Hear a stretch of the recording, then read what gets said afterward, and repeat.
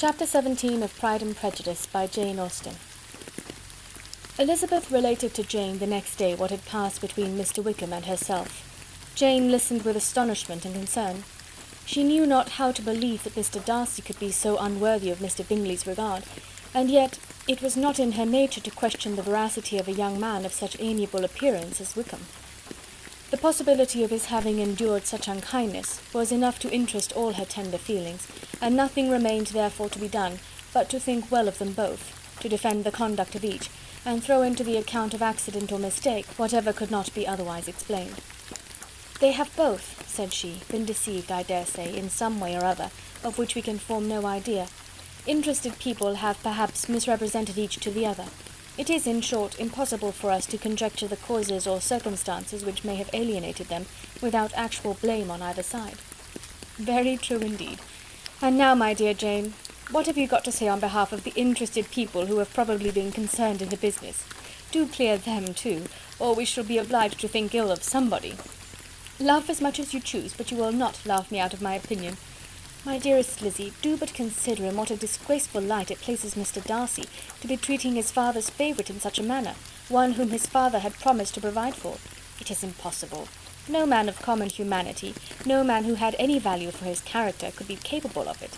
Can his most intimate friends be so excessively deceived in him? Oh, no. I can much more easily believe Mr. Bingley's being imposed on, than that Mr. Wickham should invent such a history of himself as he gave me last night. Names, facts, everything mentioned without ceremony. If it be not so, let Mr. Darcy contradict it. Besides, there was truth in his looks. It is difficult indeed. It is distressing. One does not know what to think." "I beg your pardon, one knows exactly what to think." But Jane could think with certainty on only one point, that Mr. Bingley, if he had been imposed on, would have much to suffer when the affair became public.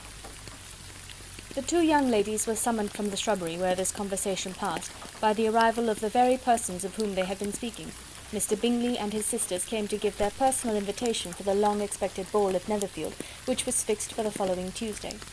The two ladies were delighted to see their dear friend again, called it an age since they had met, and repeatedly asked what she had been doing with herself since their separation. To the rest of the family they paid little attention, avoiding Mrs. Bennet as much as possible, saying not much to Elizabeth, and nothing at all to the others. They were soon gone again, rising from their seats with an activity which took their brother by surprise, and hurrying off as if eager to escape from Mrs. Bennet's civilities. The prospect of the Netherfield ball was extremely agreeable to every female of the family. Mrs. Bennet chose to consider it as given in compliment to her eldest daughter, and was particularly flattered by receiving the invitation from Mr. Bingley himself, instead of a ceremonious card.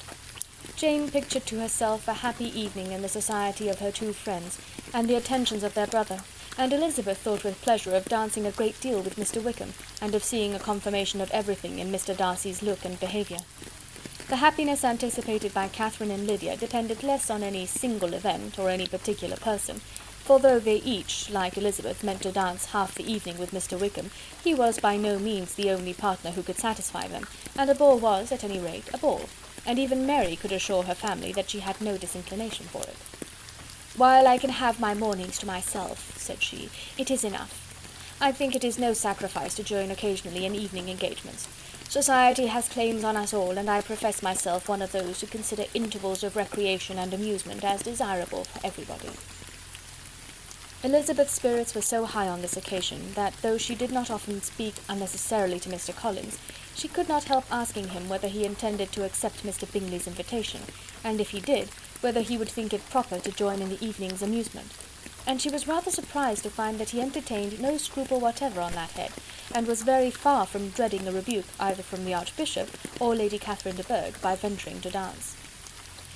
"I am by no means of the opinion, I assure you," said he, "that a ball of this kind, given by a young man of character to respectable people, can have any evil tendency, and I am so far from objecting to dancing myself, that I shall hope to be honoured with the hands of all my fair cousins in the course of the evening, and I take this opportunity of soliciting yours, Miss Elizabeth, for the first two dances especially, a preference which I trust my cousin Jane will attribute to the right cause, and not to any disrespect for her." Elizabeth felt herself completely taken in. She had fully proposed being engaged by Mr. Wickham for those very dances, and to have Mr. Collins instead! Her liveliness had never been worse timed. There was no help for it, however. Mr. Wickham's happiness and her own were perforce delayed a little longer, and Mr. Collins' proposal accepted with as good a grace as she could. She was not the better pleased with his gallantry from the idea it suggested of something more. It now first struck her that she was selected from among her sisters as worthy of being mistress of Hunsford Parsonage, and of assisting to form a quadrille table at Rosings, in the absence of more eligible visitors. The idea soon reached a conviction, as she observed his increasing civilities toward herself, and heard his frequent attempt at a compliment on her wit and vivacity, and though more astonished than gratified herself by this effect of her charms, it was not long before her mother gave her to understand that the probability of their marriage was extremely agreeable to her. Elizabeth, however, did not choose to take the hint, being well aware that a serious dispute must be the consequence of any reply. Mr. Collins might never make the offer. Until he did, it was useless to quarrel about him. If there had not been a Netherfield ball to prepare for and talk of, the younger Miss Bennets would have been in a very pitiable state at this time, for from the day of the invitation to the day of the ball, there was such a succession of rain as prevented their walking to Meryton once. No aunt, no officers, no news could be sought after. The very shoe-roses for Netherfield were got by proxy. Even Elizabeth might have found some trial of her patience in weather which totally suspended the improvement of her acquaintance with Mr. Wickham, and nothing less than a dance on Tuesday could have made such a Friday, Saturday, Sunday, and Monday endurable to Kitty and Lydia. Chapter 18 of Pride and Prejudice by Jane Austen. Till Elizabeth entered the drawing-room at Netherfield, and looked in vain for Mr. Wickham among the cluster of red coats there assembled, a doubt of his being present had never occurred to her. The certainty of meeting him had not been checked by any of those recollections that might not unreasonably have alarmed her. She had dressed with more than usual care, and prepared in the highest spirits for the conquest of all that remained unsubdued of his heart, trusting that it was not more than might be won in the course of the evening. But in an instant arose the dreadful suspicion of his being purposely omitted for Mr. Darcy's pleasure in the Bingleys' invitation to the officers, and though this was not exactly the case, the absolute fact of his absence was pronounced by his friend Denny, to whom Lydia eagerly applied, and who told them that Wickham had been obliged to go to town on business the day before, and was not yet returned, adding with a significant smile, "I do not imagine his business would have called him away just now, if he had not wanted to avoid a certain gentleman here."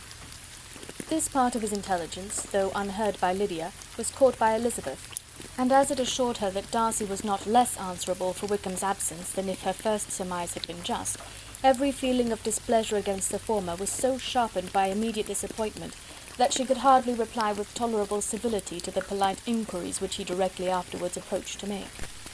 Attendance, forbearance, patience with Darcy, was injury to Wickham.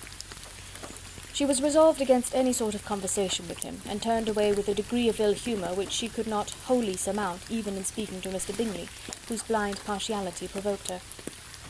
But Elizabeth was not formed for ill-humour, and though every prospect of her own was destroyed for the evening, it could not dwell long on her spirits, and having told all her griefs to Charlotte Lucas, whom she had not seen for a week, she was soon able to make a voluntary transition to the oddities of her cousin, and to point him out to her particular notice. The first two dances, however, brought a return of distress. They were dances of mortification. Mr. Collins, awkward and solemn, apologizing instead of attending, and often moving wrong without being aware of it, gave her all the shame and misery which a disagreeable partner for a couple of dances can give. The moment of her release from him was ecstasy.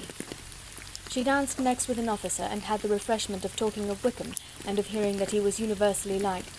When those dances were over, she returned to Charlotte Lucas, and was in conversation with her when she found herself suddenly addressed by Mr. Darcy, who took her so much by surprise in his application for her hand, that, without knowing what she did, she accepted him. He walked away again immediately, and she was left to fret over her own want of presence of mind. Charlotte tried to console her. "I dare say you will find him very agreeable." "Heaven forbid! That would be the greatest misfortune of all. To find a man agreeable whom one is determined to hate. Do not wish me such an evil." When the dancing recommenced, however, and Darcy approached to claim her hand, Charlotte could not help cautioning her in a whisper not to be a simpleton, and allow her fancy for Wickham to make her appear unpleasant in the eyes of a man 10 times his consequence. Elizabeth made no answer, and took her place in the set, amazed at the dignity to which she was arrived in being allowed to stand opposite Mr. Darcy, and reading in her neighbour's looks their equal amazement in beholding it. They stood for some time without speaking a word, and she began to imagine that their silence was to last through the 2 dances, and at first was resolved not to break it, till suddenly, fancying that it would make the greater punishment to her partner to oblige him to talk, she made some slight observation on the dance. He replied, and was again silent.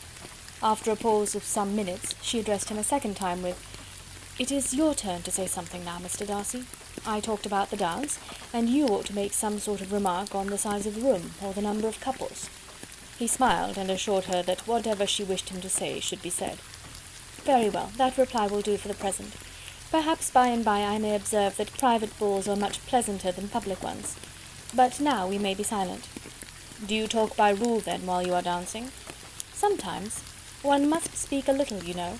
It would look odd to be entirely silent for half an hour together, and yet, for the advantage of some, conversation ought to be so arranged as that they might have the trouble of saying as little as possible."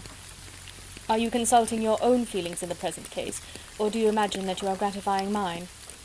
"Both," replied Elizabeth archly, "for I have always seen a great similarity in the turn of our minds. We are each of an unsocial, taciturn disposition, unwilling to speak unless we expect to say something that will amaze the whole room, and be handed down to posterity with all the eclat of a proverb." "This is no very striking resemblance of your own character, I am sure," said he. "How near it may be to mine, I cannot pretend to say. You think it a faithful portrait, undoubtedly." "I must not decide on my own performance." He made no answer, and they were again silent till they had gone down the dance, when he asked her if she and her sisters did not very often walk to Meryton. She answered in the affirmative, and, unable to resist the temptation, added, "When you met us there the other day, we had just been forming a new acquaintance." The effect was immediate. A deeper shade of hauteur overspread his features, but he said not a word, and Elizabeth, though blaming herself for her own weakness, could not go on. At length Darcy spoke, and in a constrained manner said, "Mr. Wickham is blessed with such happy manners as may ensure his making friends. Whether he may be equally capable of retaining them is less certain." "He has been so unlucky as to lose your friendship," replied Elizabeth with emphasis, "and in a manner which he is likely to suffer from all his life." Darcy made no answer, and seemed desirous of changing the subject. At that moment Sir William Lucas appeared close to them, meaning to pass through the set to the other side of the room, but on perceiving Mr. Darcy he stopped with a bow of superior courtesy to compliment him on his dancing and his partner. "I have been most highly gratified indeed, my dear sir. Such very superior dancing is not often seen. It is evident that you belong to the first circles. Allow me to say, however, that your fair partner does not disgrace you, and that I must hope to have this pleasure often repeated, especially when a certain desirable event, my dear Eliza," glancing at her sister in Bingley, "shall take place. What congratulations will then flow in! I appeal to Mr. Darcy, but let me not interrupt you, sir. You will not thank me for detaining you from the bewitching converse of that young lady, whose bright eyes are also upbraiding me." The latter part of this address was scarcely heard by Darcy, but Sir William's allusion to his friend seemed to strike him forcibly, and his eyes were directed with a very serious expression towards Bingley and Jane, who were dancing together. Recovering himself, however, shortly, he turned to his partner and said, "Sir William's interruption has made me forget what we were talking of." "I do not think we were speaking at all. Sir William could not have interrupted 2 people in the room who had less to say for themselves. We have tried 2 or 3 subjects already without success, and what we are to talk of next I cannot imagine." "What think you of books?" said he, smiling. "Books? Oh no, I am sure we never read the same, or not with the same feelings." "I am sorry you think so, but if that be the case, there can at least be no want of subject. We may compare our different opinions." "No, I cannot talk of books in a ballroom. My head is always full of something else." "The present always occupies you in such scenes, does it?" said he, with a look of doubt. "Yes, always," she replied, without knowing what she said, for her thoughts had wandered far from the subject, as soon afterwards appeared by her suddenly exclaiming, "I remember hearing you once say, Mr. Darcy, that you hardly ever forgave, that your resentment once created was unappeasable. You are very cautious, I suppose, as to its being created?" "I am," said he with a firm voice. "And never allow yourself to be blinded by prejudice?" "I hope not." It is particularly incumbent on those who never change their opinion to be secure of judging properly at first. May I ask to what these questions tend? Merely to the illustration of your character, said she, endeavouring to shake off her gravity. I am trying to make it out. And what is your success? She shook her head. I do not get on at all. I hear such different accounts of you as puzzle me exceedingly. I can readily believe, answered he gravely, that reports may vary greatly with respect to me, and I could wish, Miss Bennet, that you were not to sketch my character at the present moment, as there is reason to fear that the performance would reflect no credit on either. But if I do not take your likeness now, I may never have another opportunity. I would by no means suspend any pleasure of yours, he coldly replied. She said no more, and they went down the other dance and parted in silence, and on each side dissatisfied, though not to an equal degree, for in Darcy's breast there was a tolerable powerful feeling towards her, which soon procured her pardon, and directed all his anger against another. They had not long separated when Miss Bingley came towards her, and with an expression of civil disdain accosted her. So, Miss Eliza, I hear you are quite delighted with George Wickham. Your sister has been talking to me about him, and asking me 1,000 questions, and I find that the young man quite forgot to tell you, among his other communication, that he was the son of old Wickham, the late Mr. Darcy's steward. Let me recommend you, however, as a friend, not to give implicit confidence to all his assertions, for as to Mr. Darcy's using him ill, it is perfectly false, for on the contrary, he has always been remarkably kind to him, though George Wickham has treated Mr. Darcy in a most infamous manner. I do not know the particulars, but I know very well that Mr. Darcy is not in the least to blame, that he cannot bear to hear George Wickham mentioned, and that though my brother thought he could not well avoid including him in his invitation to the officers, he was excessively glad to find that he had taken himself out of the way. His coming into the country at all is a most insolent thing indeed, and I wonder how he could presume to do it. I pity you, Miss Eliza, for this discovery of your favourite's guilt, but really, considering his descent, one could not expect much better. His guilt and his descent appear by your account to be the same, said Elizabeth angrily, for I have heard you accuse him of nothing worse than of being the son of Mr. Darcy's steward, and of that, I can assure you, he informed me himself. I beg your pardon, replied Miss Bingley, turning away with a sneer. Excuse my interference, it was kindly meant. Insolent girl, said Elizabeth to herself. You are much mistaken if you expect to influence me by such a paltry attack as this. I see nothing in it but your own wilful ignorance and the malice of Mr. Darcy. She then sought her eldest sister, who had undertaken to make inquiries on the same subject of Bingley. Jane met her with a smile of such sweet complacency, a glow of such happy expression, as sufficiently marked how well she was satisfied with the occurrences of the evening. Elizabeth instantly read her feelings, and at that moment solicitude for Wickham, resentment against his enemies, and everything else, gave way before the hope of Jane's being in the fairest way for happiness. I want to know, said she, with a countenance no less smiling than her sister's, what you have learnt about Mr. Wickham. But perhaps you have been too pleasantly engaged to think of any third person, in which case you may be sure of my pardon. No, replied Jane, I have not forgotten him, but I have nothing satisfactory to tell you. Mr. Bingley does not know the whole of his history, and is quite ignorant of the circumstances which have principally offended Mr. Darcy, but he will vouch for the good conduct, the probity and honour of his friend, and is perfectly convinced that Mr. Wickham has deserved much less attention from Mr. Darcy than he has received, and I am sorry to say by his account as well as his sister's, Mr. Wickham is by no means a respectable young man. I am afraid he has been very imprudent, and has deserved to lose Mr. Darcy's regard. Mr. Bingley does not know Mr. Wickham himself? No, he never saw him till the other morning at Meryton.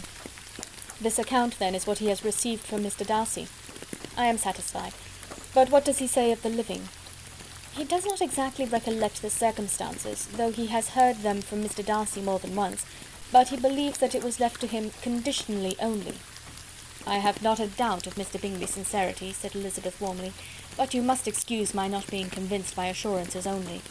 Mr. Bingley's defence of his friend was a very able one, I dare say, but since he is unacquainted with several parts of the story, and has learnt the rest from that friend himself, I shall venture to still think of both gentlemen as I did before. She then changed the discourse to one more gratifying to each, and on which there could be no difference of sentiment. Elizabeth listened with delight to the happy, though modest hopes which Jane entertained of Mr. Bingley's regard, and said all in her power to heighten her confidence in it. On their being joined by Mr. Bingley himself, Elizabeth withdrew to Miss Lucas, to whose inquiry after the pleasantness of her last partner she had scarcely replied, before Mr. Collins came up to them, and told her with great exultation that he had just been so fortunate as to make a most important discovery. "I have found out," said he, "by a singular accident, that there is now in the room a near relation of my patroness. I happened to overhear the gentleman himself mentioning to the young lady who does the honours of the house the names of his cousin Mr. Berg, and of her mother, Lady Catherine. How wonderfully these sort of things occur! Who would have thought of my meeting with perhaps a nephew of Lady Catherine de Bourgh in this assembly? I am most thankful that the discovery is made in time for me to pay my respects to him, which I am now going to do, and trust he will excuse my not having done it before. My total ignorance of the connection must plead my apology." "You are not going to introduce yourself to Mr. Darcy?" "Indeed I am. I shall entreat his pardon for not having done it earlier. I believe him to be Lady Catherine's nephew. It will be in my power to assure him that her ladyship was quite well yesterday se'nnight." Elizabeth tried hard to dissuade him from such a scheme, assuring him that Mr. Darcy would consider his addressing him without introduction as an impertinent freedom, rather than a compliment to his aunt, that it was not in the least necessary there should be any notice on either side, and that if it were, it must belong to Mr. Darcy, the superior in consequence, to begin the acquaintance.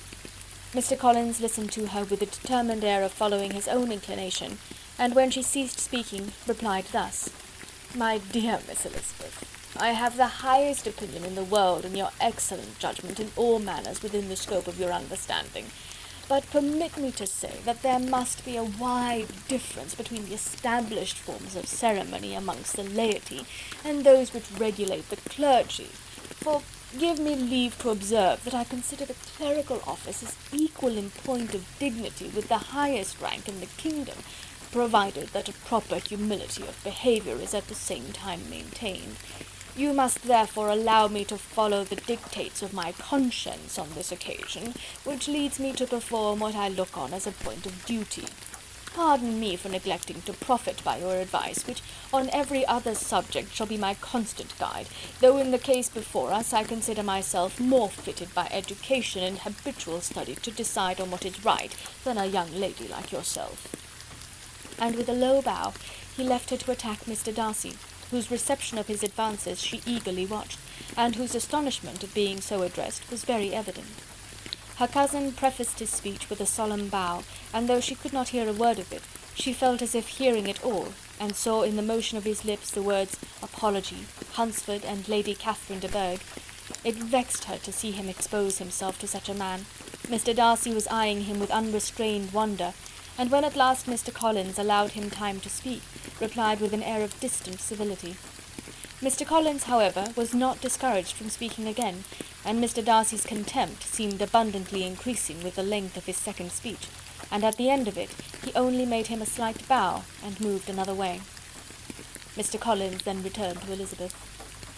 "I have no reason, I assure you," said he, "to be dissatisfied with my reception. Mr. Darcy seemed much pleased with the attention. He answered me with the utmost civility, and even paid me the compliment of saying that he was so well convinced of Lady Catherine's discernment as to be certain she could never bestow a favour unworthily. It was really a very handsome thought. Upon the whole, I am much pleased with him." As Elizabeth had no longer any interest of her own to pursue, she turned her attention almost entirely on her sister and Mr. Bingley. The train of agreeable reflections which her observations gave birth to made her perhaps almost as happy as Jane. She saw her in idea settled in that very house, in all the felicity which a marriage of true affection could bestow, and she felt capable, under such circumstances, of endeavouring even to like Bingley's two sisters. Her mother's thoughts she plainly saw were bent the same way, and she determined not to venture near her, lest she might hear too much. When they sat down to supper, therefore, she considered it a most unlucky perverseness which placed them within one of each other, and deeply was she vexed to find that her mother was talking to that one person, Lady Lucas, freely, openly, and of nothing else but her expectation that Jane would soon be married to Mr. Bingley. It was an animating subject, and Mrs. Bennet seemed incapable of fatigue while enumerating the advantages of the match. His being such a charming young man, and so rich, and living but 3 miles from them, were the first points of self-gratulation. And then it was such a comfort to think how fond the 2 sisters were of Jane, and to be certain that they must desire the connection as much as she could do. It was, moreover, such a promising thing for her younger daughters, as Jane's marrying so greatly must throw them in the way of other rich men. And lastly, it was so pleasant at her time of life to be able to consign her single daughters to the care of their sister, that she might not be obliged to go into company more than she liked. It was necessary to make this circumstance a matter of pleasure, because on such occasions it is the etiquette. But no one was less likely than Mrs. Bennet to find comfort in staying home at any period of her life. She concluded with many good wishes that Lady Lucas might soon be equally fortunate, though evidently and triumphantly believing there was no chance of it.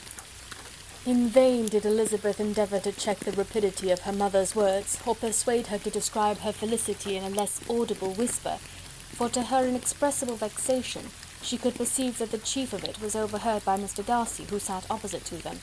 Her mother only scolded her for being nonsensical. "What is Mr. Darcy to me, pray, that I should be afraid of him? I am sure we owe him no such particular civility as to be obliged to say nothing he may not like to hear." "For heaven's sake, madam, speak lower. What advantage can it be for you to offend Mr. Darcy? You will never recommend yourself to his friend by so doing." Nothing that she could say, however, had any influence. Her mother would talk of her views in the same intelligible tone. Elizabeth blushed and blushed again with shame and vexation. She could not help frequently glancing her eye at Mr. Darcy, though every glance convinced her of what she dreaded. For though he was not always looking at her mother, she was convinced that his attention was invariably fixed by her. The expression of his face changed gradually from indignant contempt to a composed and steady gravity. At length, however, Mrs. Bennet had no more to say, and Lady Lucas, who had long been yawning at the repetition of delights which she saw no likelihood of sharing, was left to the comforts of cold ham and chicken.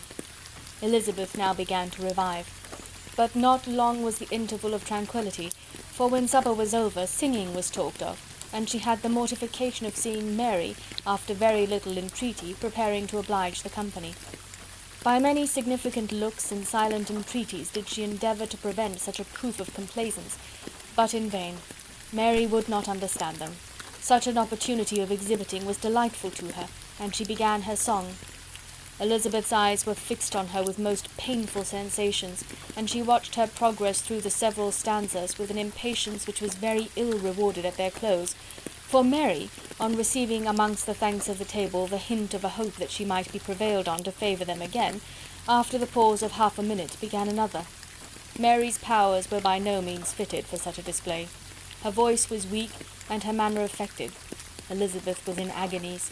She looked at Jane to see how she bore it, but Jane was very composedly talking to Bingley. She looked at his 2 sisters, and saw them making signs of derision at each other, and at Darcy, who continued, however, imperturbably grave. She looked at her father to entreat his interference, lest Mary should be singing all night. He took the hint, and when Mary had finished her second song, said aloud, "That will do extremely well, child. You have delighted us long enough. Let the other young ladies have time to exhibit." Mary, though pretending not to hear, was somewhat disconcerted, and Elizabeth, sorry for her, and sorry for her father's speech, was afraid her anxiety had done no good. Others of the party were now applied to. "If I," said Mr. Collins, "were so fortunate as to be able to sing, I should have great pleasure, I am sure, in obliging the company with an air, for I consider music as a very innocent diversion, and perfectly compatible with the profession of a clergyman. I do not mean, however, to assert that we can be justified in devoting too much of our time to music, for there are certainly other things to be attended to. The rector of a parish has much to do. In the first place, he must make such an agreement for tithes as may be beneficial to himself, and not offensive to his patron. He must write his own sermons, and the time that remains will not be too much for his parish duties, and the care and improvement of his dwelling, which he cannot be excused from making as comfortable as possible. And I do not think it of light importance that he should have attentive and conciliatory manner towards everybody, especially towards those to whom he owes his preferment. I cannot acquit him of that duty, nor could I think well of the man who should omit an occasion of testifying his respect towards anybody connected with the family. and with a bow to Mr. Darcy he concluded his speech, which had been spoken so loud as to be heard by half the room. Many stared, many smiled, but no one looked more amused than Mr. Bennet himself, while his wife seriously commended Mr. Collins for having spoken so sensibly, and observed in a half-whisper to Lady Lucas that he was a remarkably clever, good kind of young man. To Elizabeth it appeared that, had her family made an agreement to expose themselves as much as they could during the evening, it would have been impossible for them to play their parts with more spirit or finer success, and happy did she think it for Bingley and her sister that some of the exhibition had escaped his notice, and that his feelings were not of a sort to be much distressed by the folly which he must have witnessed. That his two sisters and Mr. Darcy, however, should have such an opportunity of ridiculing her relations was bad enough, and she could not determine whether the silent contempt of the gentlemen or the insolent smiles of the ladies were more intolerable. The rest of the evening brought her little amusement. She was teased by Mr. Collins, who continued most perseveringly by her side, and though he could not prevail on her to dance with him again, put it out of her power to dance with others. In vain did she entreat her to stand up with somebody else, and offered to introduce him to any young lady in the room. He assured her that as to dancing he was perfectly indifferent to it, that his chief object was by delicate attentions to recommend himself to her, and that he should therefore make a point of remaining close to her the whole evening. There was no arguing upon such a project. She owed her greatest relief to her friend Miss Lucas, who often joined them, and good-naturedly engaged Mr. Collins' conversation to herself. She was at least free from the offence of Mr. Darcy's further notice. Though often standing within a very short distance of her, quite disengaged, he never came near enough to speak. She felt it to be the probable consequence of her allusions to Mr. Wickham, and rejoiced in it. The Longbourn party were the last of all the company to depart, and by a manoeuvre of Mrs. Bennet had to wait for their carriage a quarter of an hour after everybody else was gone, which gave them time to see how heartily they were wished away by some of the family. Mrs. Hurst and her sister scarcely opened their mouths, except to complain of fatigue, and were evidently impatient to have the house to themselves. They repulsed every attempt of Mrs. Bennet at conversation, and by so doing threw a languor over the whole party, which was very little relieved by the long speeches of Mr. Collins, who was complimenting Mr. Bingley and his sisters on the elegance of their entertainment, and the hospitality and politeness which had marked their behaviour to their guests. Darcy said nothing at all. Mr. Bennet, in equal silence, was enjoying the scene.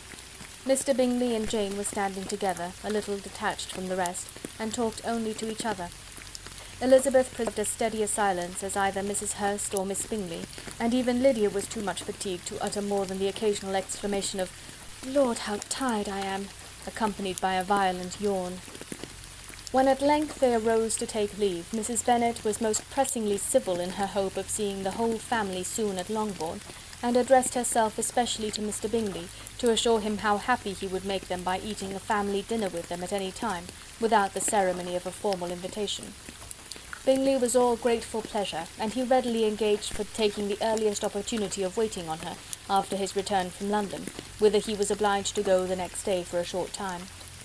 Mrs. Bennet was perfectly satisfied, and quitted the house under the delightful persuasion that, allowing for the necessary preparations of settlements, new carriages, and wedding clothes, she should undoubtedly see her daughter settled at Netherfield in the course of 3 or 4 months.